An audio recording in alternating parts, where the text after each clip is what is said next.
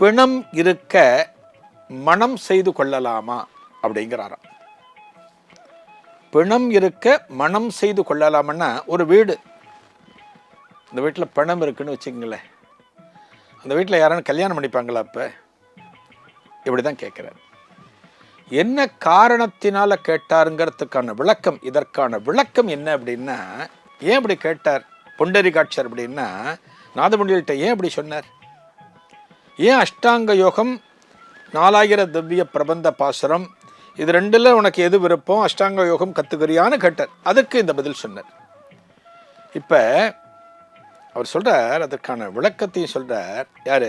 புண்டரீகாட்சர் சொல்கிறார், உய்யக்கொண்டார் சொல்கிறார். இந்த உலகத்தில் எத்தனையோ பேர் சம்சார சாகரத்தில் சிக்கி தவித்து கொண்டிருக்கிறார்கள். எல்லாரும் தவிச்சிட்டு இருக்காங்க. உண்டா இல்லையா? சம்சார சாகரம் அப்படிங்கிறது நாம் வாழ்ந்து கொண்டிருக்கக்கூடிய மானுட வாழ்க்கை.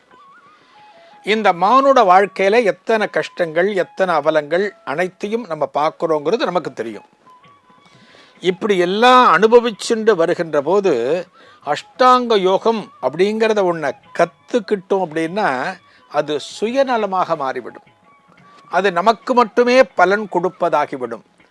அதை கற்றுக்கொண்டு அதன் மூலம் நாம் மட்டுமே தெய்வத்தை தரிசிப்பதாக ஆகிவிடும். ஆனால் இந்த பாசுரங்களை படித்தோம் அப்படின்னா, இந்த பாசுரங்களை பலருக்கும் நான் எதிர்காலத்தில் சொன்னேன் அப்படின்னா பலரும் இறைவனை தரிசிக்க முடியும்.